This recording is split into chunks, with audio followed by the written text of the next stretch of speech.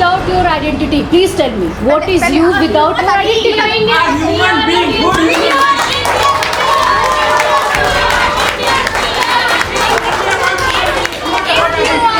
human being. May I clarify you? You are a social being, not a human being. We are a human being, not a social. A human is a human despite any society and economy. Constitution made us social being and constitution made us human being. No.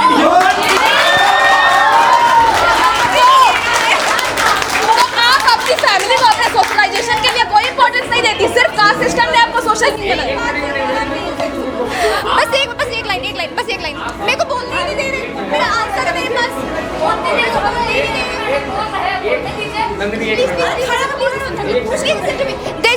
Is there a difference between theory and reality? Is there a difference between theory and reality? Then the Varna system is a theory.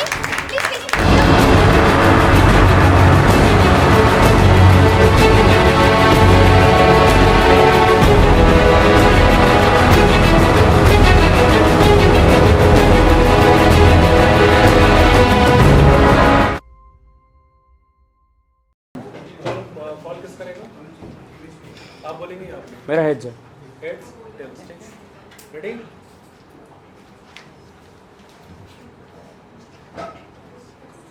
Heads.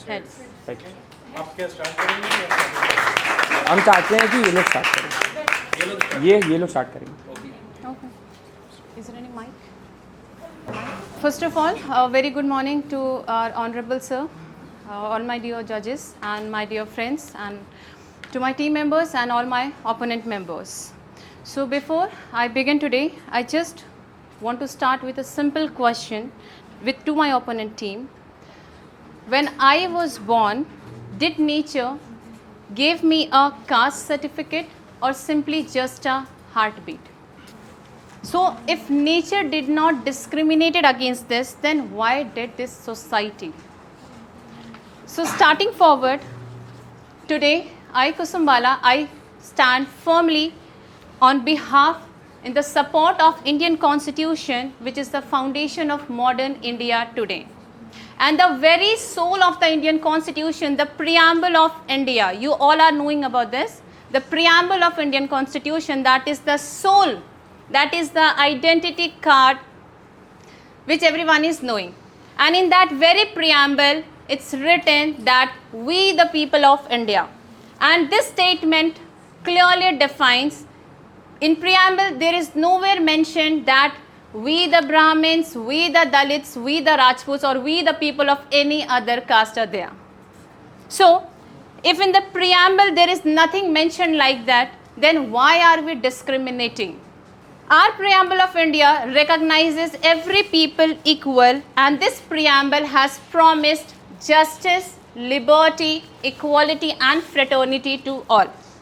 When I'm talking about liberty, our preamble has provided freedom to every religion, every caste to choose their occupation, to choose their educational areas according to themselves. When I'm talking about justice, it means that no person should suffer discrimination on any grounds. When I'm talking about equality, it destroys the notion that one caste is superior or another caste is inferior. And when I speak of fraternity, our preamble clearly reminds that every Indian is a brother or sister and we are from the same national family. Where caste is a mask, who were your ancestors, but our constitution asks, what are your abilities, what are your dreams, and what are your contribution to the nation. So through this, I would like to clearly state that only through this preamble, only through this mini constitution, our constitution has clearly mentioned that it is the India's solemn declaration that a person's worth is determined by its humanity and citizenship, not by its caste. With this, I would like to end my words now. Thank you.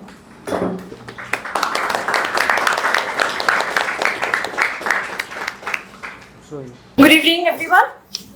What if I told you the most powerful institution in India is neither parliament nor the constitution? एक कहानी सुनो. एक गांव में 2 इंसान थे, राम और श्याम, और एक दिन दोनों को दिक्कत आई।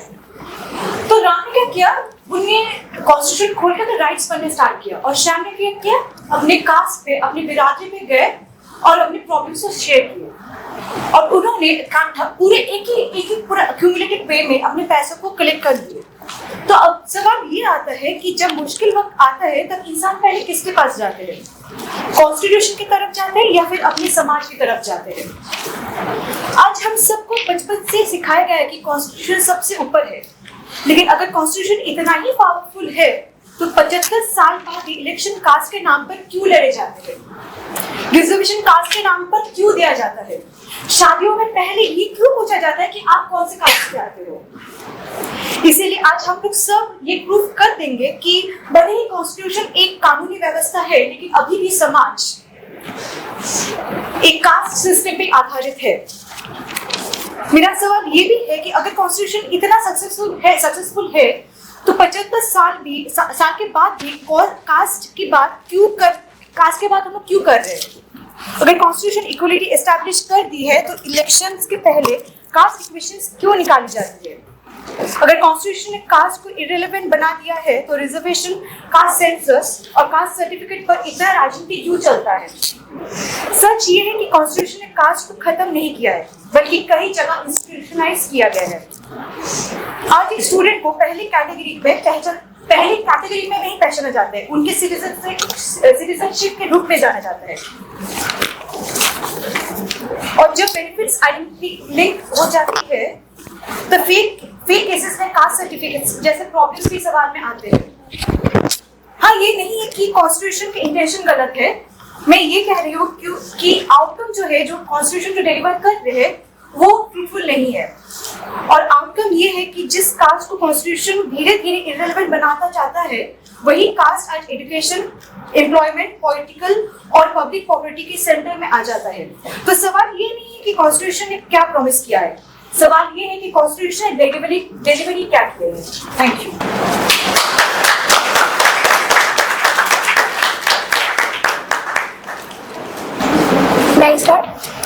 Very good afternoon to everyone. 2026 में खड़े होकर हमें ऐसा लगा कि बहस होगी इनोवेशन, टेक्नोलॉजी, फ्यूचर ग्रोथ पर। दुनिया एआई तक पहुंच गई है, लोग मार्स पर बसने की बात कर रहे हैं, देश डिजिटल इकोनॉमी की तरफ बढ़ रहा है, और हमारे सामने बैठे कुछ लोग आज भी इंसान को सरनेम से पहचानने की कोशिश कर रहे हैं।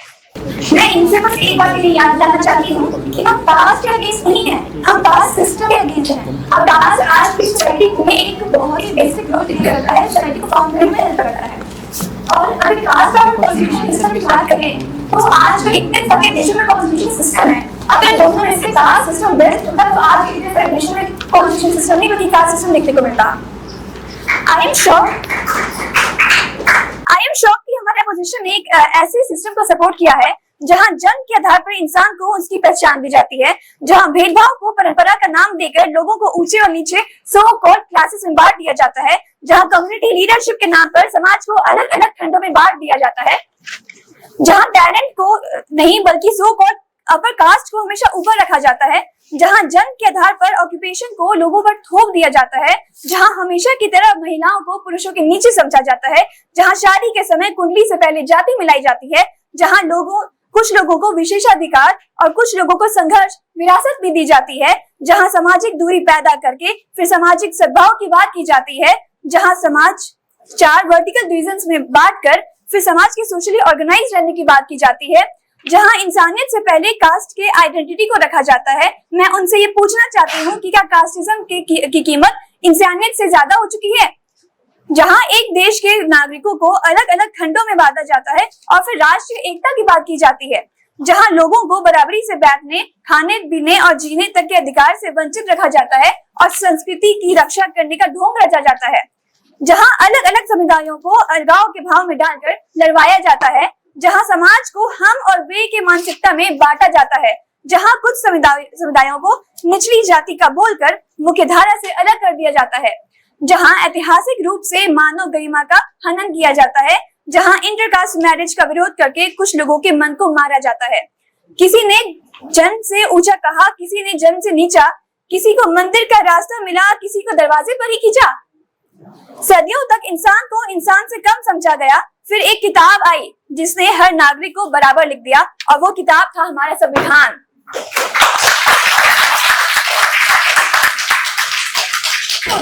जो जन्म से इंसान की कीमत तय कर दे वो व्यवस्था महान नहीं होती, जो सपनों पर पहरा दे वो पहचान नहीं होती। वो जार पूछते रहे हम योग्यता की बात करते रहे, वो जार पूछते रहे हम योग्यता की बात करते रहे, वो दीवारें बनाते रहे हम बराबरी के रास्ते पर तैयार करते रहे।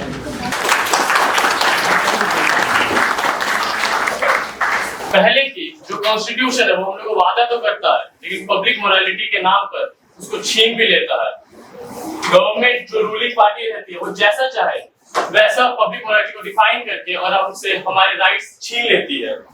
जैसे कि सिडेशन लॉ जो कि 2014 से 2020 के बीच में हमारे पत्रकारों, एक्टिविस्ट और कई स्टूडेंट पर लगाया गया, जिसमें बिना उनको ट्रायल उनको जेल में डाल दिया गया under section 124A।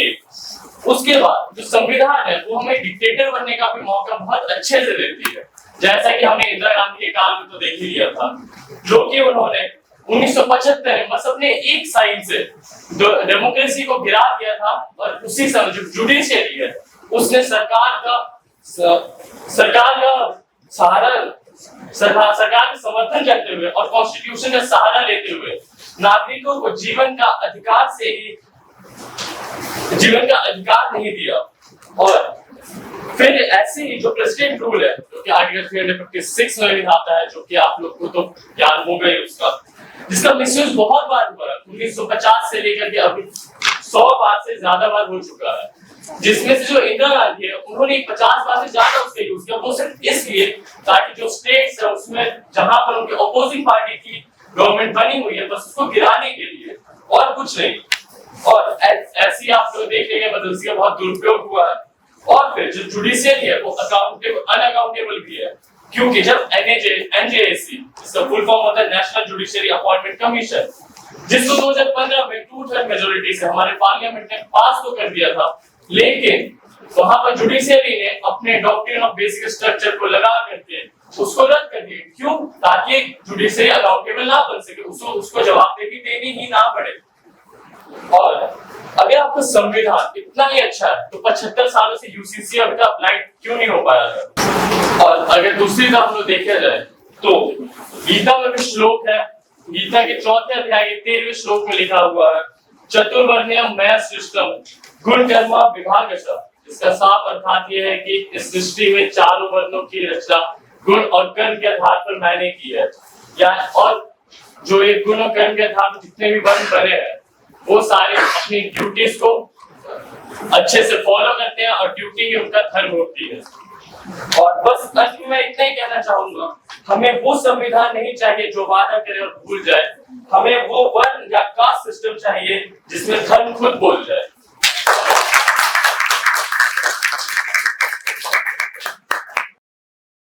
Good evening, sir. I'll start my speech with a story from the Jabalo Upanishad. बहुत साल पहले एक लड़का एक ऋषि के पास शिक्षा लेने गया, और ऋषि ने उससे पूछा तुम्हारा गोत्र क्या है, तुम्हारी जाति क्या है, तुम्हारी पहचान क्या है। उस लड़के ने सिर्फ इतना जवाब दिया, मुझे नहीं पता, पर मेरी माँ ने सिर्फ इतना कहा था कि मेरा नाम सत्यकामा है। सोचिए, ना उसके पास सरनेम था, ना उसके पास कोई कास्ट सर्टिफिकेट थी, और ना ही कोई पारिवारिक पहचान थी, और फिर भी ऋषि ने उसे अपना शिष्य बना लिया। क्यों? क्योंकि उसने सच बोला था। उस दिन भारत ने एक संदेश दिया था कि इंसान की पहचान उसके जन्म से नहीं उसके चरित्र से होती है, लेकिन अफसोस सदियों के सफर में हमने उस संदेश को कहीं खो दिया है। जिस सभ्यता ने तत्त्वम असि उपनिषद, जिस सभ्यता ने तत्त्वम असि कहकर हर व्यक्ति में ही दिव्यता दिखाई थी, जो कहता है मैं हूं, जो कहता है तुम वही हो, तुम किसी से भिन्न नहीं हो, तुम शुद्ध चेतना हो, तुम साक्षात परमात्मा हो। उस सभ्यता में, जिस सभ्यता ने कहा अहम ब्रह्म अस्मि, जो कहता है मैं ही ब्रह्म हूँ, मैं शूद्र नहीं, मैं क्षत्रिय नहीं, मैं ही ब्रह्म हूँ, वहां ये कास्ट कहाँ से आ गया, ये वर्ण, ये डिस्टिंक्शन कहाँ से आ गया, जब सिर्फ शुद्ध चेतना की बात हुई थी। हमारे भारत के एंशिएंट लिटरेचर में, उन्होंने गीता का एग्जाम्पल दिया था, एंशिएंट लिटरेचर में ये जब सिर्फ चेतना की बात हुई थी, सिर्फ एक डिविनिटी की बात हुई थी, तो ये डिस्टिंक्शन कहाँ से आ गया? थोड़ा आगे बढ़ते हैं। चांदोग्य उपनिषद में कहा गया था सर्वम खलविदम ब्रह्म, मतलब हर एक जीव में ही ब्रह्म है, और जब हर जीव में ब्रह्म है, मुझ में भी ब्रह्म है, उनमें भी ब्रह्म है, तो हम दोनों भिन्न कैसे हैं? हम दोनों का कास्ट डिफरेंट कैसे है? कोई ऊंचा कोई नीचा कैसे है? उन्होंने एग्जाम्पल दिया था गीता का, sorry चतुर्वर्ण, just a minute, sir, please. Okay, let it be. उन्होंने एग्जाम्पल दिया था एंशिएंट लिटरेचर का। ऋग्वेद में 10th मंडल पुरुष सूक्त में कहा गया है ब्रह्मस्य मुखमसीद बाहु राजनय कृत उरु तदस्य यद्वैश्य पद्मभयम शूद्रो अजायत। इसका मतलब ब्राह्मण की उत्पत्ति मुख से हुई है, भुजाओं से क्षत्रिय का निर्माण हुआ है, जांघों से वैश्य का और पैरों से शूद्र उत्पन्न हुआ है। मैं पूछना चाहती हूँ इनसे, ये जो उत्पत्ति की बात हो रही है, इज इट इवन लॉजिकल? अगर आप कॉस्मिक लेवल पे जाए और बोले कि ये सिर्फ एक विराट परमात्मा है, उनसे डेवलपमेंट हुआ इन सभी का, अगर जैसे एक ह्यूमन की बॉडी में हर एक सेंस ऑर्गन, हर एक body part, functional body part important है, वैसे ही अगर हम सब इंपॉर्टेंट है इस सोसाइटी के लिए, तो कोई ऊंचा और कोई नीचा कैसे हो सकता है?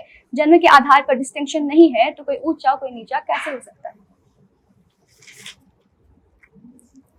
बाय द वे, इन्होंने कहा था अभी चतुर्वर्ण्यम मया सृष्टम गुण कर्म विभाग स।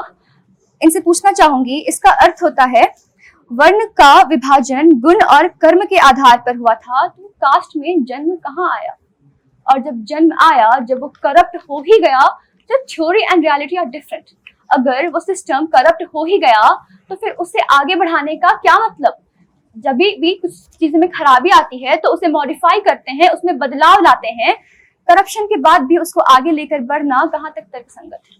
Thank you so much.